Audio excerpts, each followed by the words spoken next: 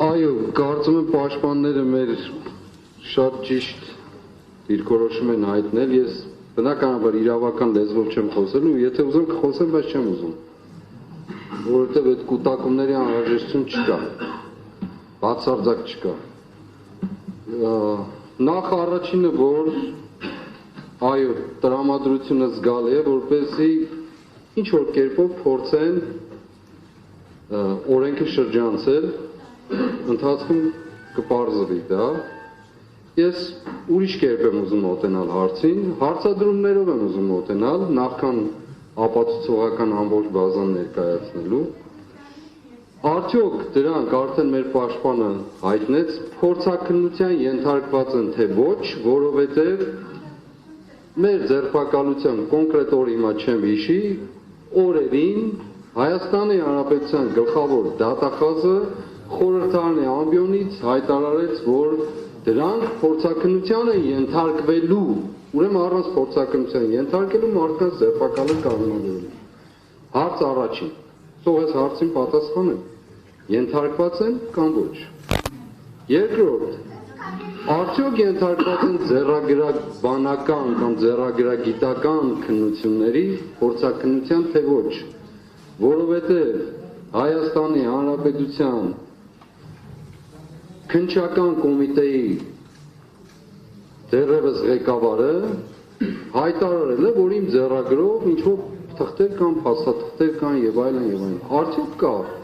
ձեռագրաբանական որևէ քննություն, փորձաքննություն, կան թե ոչ։ Հարցի էությունը ասեմ ինչն է, պատվարժան դատարան։ Ուրեմն այս գործերի մեջ, որոնք կես աչքով եմ ես կարդացել, կես աչքով էլ չեմ կարդացել, ուրեմն կան տեղեր, որտեղ նշվում է, որ խոսում են մարդիկ, ինչ-որ մարդիկ, այո, ինչ-որ մարդիկ, որոնց անուններ են վերագրված, եւ հանկարծ գալիս ասում է ինչ-որտեղ եւ ասում է, չի լսվում, շատ լավ, չի լսվում, հնարավոր է, որ չի լսվում, բայց արդյոք հնարավոր չի, որ հենց այդ հատվածները կտրել, մաքրել են, սրբագրել են, խմբագրել են եւ գրել են չի լսվում։ Ես երկու դեպքում էլ դատապարտելի եմ համարում, նույնիսկ ամբողջ գործը համարում եմ, որ գոյություն չունեցող է, եթե գրեթե 30%-ը շատ պահպանողական եմ ես ասում, չեմ ասում 40-50, որ ուզենք չափել, կչափվի, քանի տոկոսը գործի ամբողջ ծավալի չի լսվում, այդ գաղտնալսումները, չի լսվում, հիմա չի չլսվող գաղտնալսումներով եւ փորձաքննություն չանցած գաղտնալսումներով, դու ոնց եք այս մարդկանց վրա ինչ-որ բան վերագրում, ինձ էլ ներառյալ լավ, այդ որտեղ է գրված դա, դուք եք արել ուրեմն, ամբողջ ով ստեղծել է, նա էլ արել է, իր տանը նստել է, որոշել է, որ ես այդպես եմ համարում, որոշել է ձայներ պիտի ձայնագրի, սա անի, նա անի եւ ներկայացնի որպես փաստ, ապացույց, գոյություն չունի այդպիսի բան, չէ՞։ Երրորդը, որ իմ կարծիքով ամենակարևորն է, որ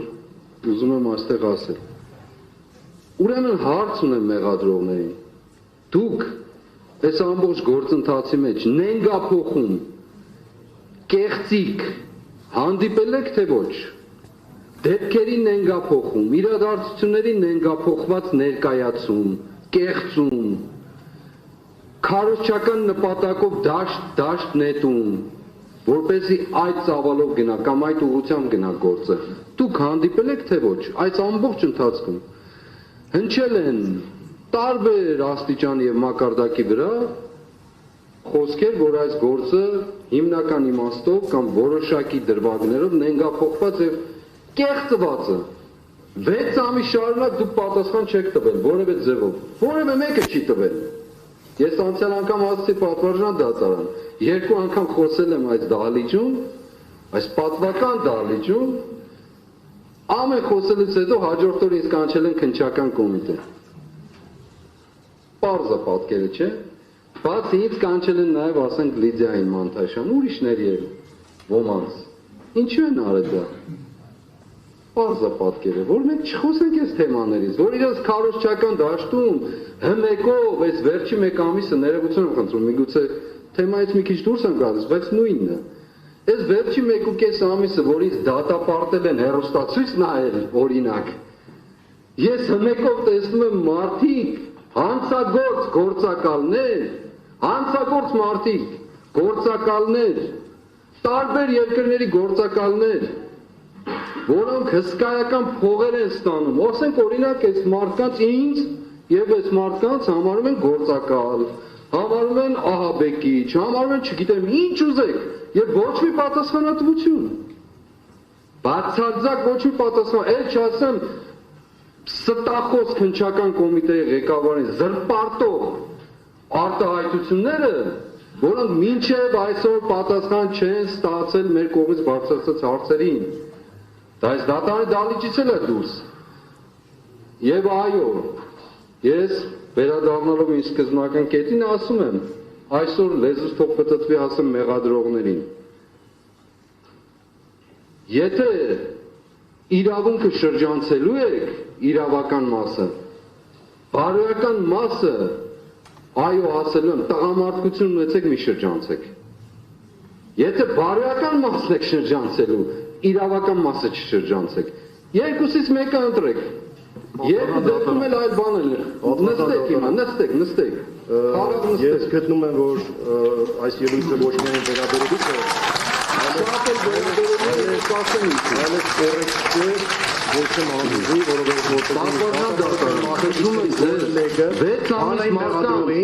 հանրային մեղադրողին տղամարդկության կոչանի կամ այլ կոչեր են։ Այո, ամեն մեկը դատավարության մասնակիցներից պետք է առաջնորդի իրեն վերապահված լիազորություններ։ Ուրեմն, եթե ձեզ դուր չի գալիս տղամարդ լինել չլինելու հանգամանք, ուրեմն մի եղեք։ Երկրորդ,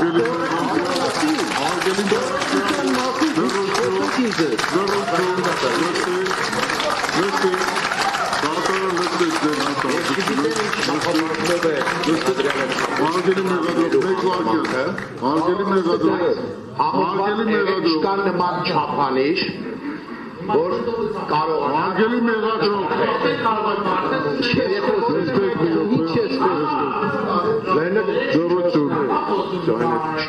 Ուրեմն դատարանը ստիպված կլինի դատական նիստը ընդմիջելու։ Նստեք։ Արգելի մեղադրող նստեք մի րոպե։ Փորձելի դատարանական չափանիշ լինելը։ Նստեք, ամեն վարքան։ Նստեք։